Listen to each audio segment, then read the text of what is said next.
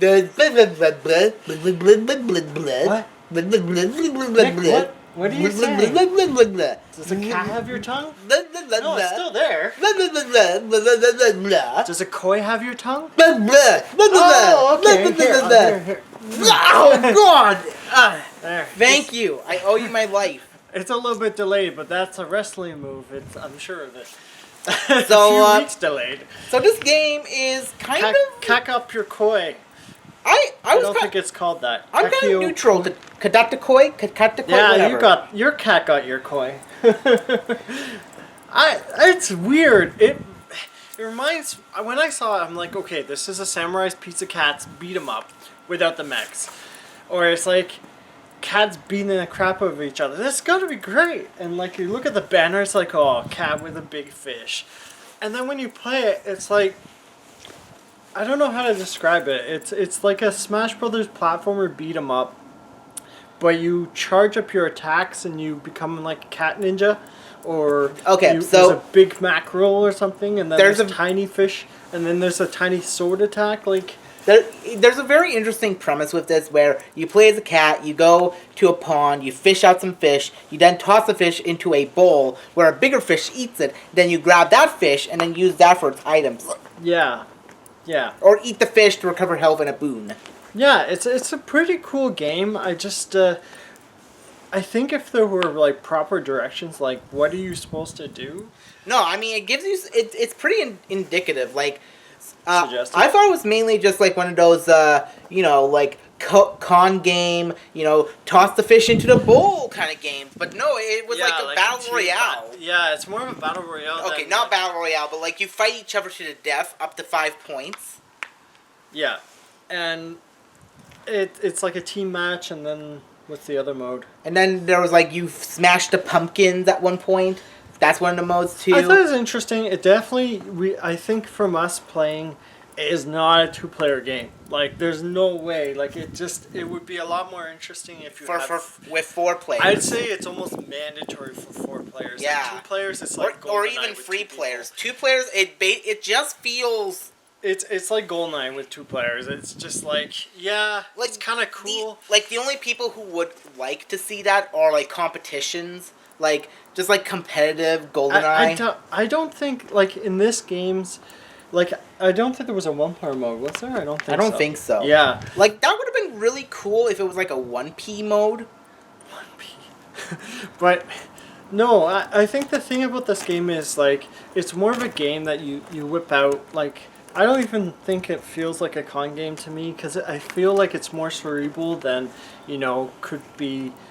Maybe there are other modes we haven't tried out yet. I don't know. I feel like it's a cool beat 'em up. It's got its own twist, but like I feel like the twist, at least with 2 players, it's just.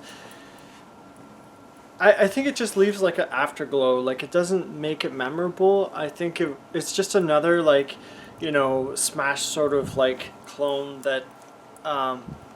Unfortunately, it's not. It's just gonna be like a footnote in Wikipedia. Like it's not really gonna be like, oh, this game like inspired other people. Like it's not like where, for example, using Star Wall that came from Ottawa here, like it got super popular in the indie scene like everywhere, and there's very few games that are like that.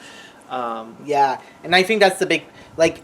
A lot of indie games are trying to make themselves known, and then only a few of them actually get that cult following. Yeah, exactly. And I feel like everyone's trying like to do something like that's either very similar or something.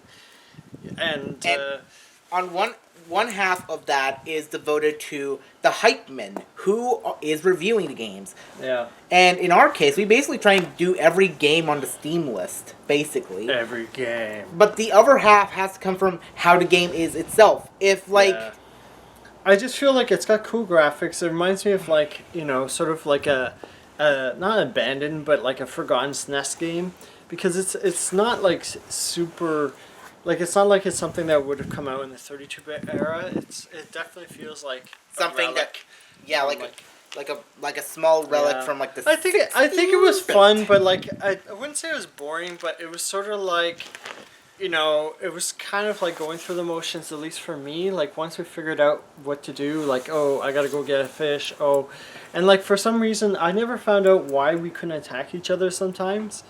Like, was it because we had to get a fish? Or, I don't know.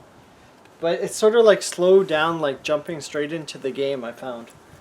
Yes. Yeah. You grab a fish, you have to hit the box, you have to throw it feels fish like into it's the net. sort of like many processes. I know what they're trying to go for with the beginning of part of the game. I feel like it doesn't work because like it's just like you sort of instead of like going straight into the action, like say like Bomberman, this is sort of like you got to do this, then you got to do that, then you do that, then you can play. Yeah, I know where they're coming from. Yeah, they do something like this for a lot of games where you plug your controller in, you press A, you have a tiny window with your character in it, and you move, and you get to fiddle with the controls a bit. I just find like the amount of work to learn this game, like it just the payoff, it's not there. It's like, oh, okay, that's how they want us to play. If someone put like a sign up or there was like a menu before each match or something that tells you like maybe you'd probably be able to jump in faster. But even then, like just those stages to be able to attack the other person. Maybe it works better in 4-player, but like in 2-player, I just feel like it's too tedious to be like. It does have some very interesting movesets though. So there's like there's a lot. There's a bit of variety here, and like there's a couple of stages to play on. It's okay. I give this a 6 out of 10. Yeah, I'm saying like I kind of disappointed because like you know, I kind of try and see like every last cat game on Steam. It's just something I just do because. Believe me, nothing's gonna top Cat President. Yeah. Yeah, but it's kind of a shame. I thought it was going to be like sort of like exciting, like sort of like multi-ability cat fighting game, and it was sort of like, you know, your cats can beat the crap out of other cats if you can power up to get that fish, but if you can't, then you're just going to lose and lose and lose. So, what would you give it? I give it like a 5, maybe a 4. It's not super exciting. I don't remember the price. I think it was like $5 to $15. I feel like it's a $5 or less game. It's kind of the concept's neat, but like in the end, like at the end of the day, you're probably going to be playing like something else because it's pretty disposable, unfortunately. Yeah, even if you love cats. Yeah. So, anyways, let's leave the ninja squirrels alone and go catch some koi. Koi. Kakatte Koi. Kakatte Koi. Cut that koi.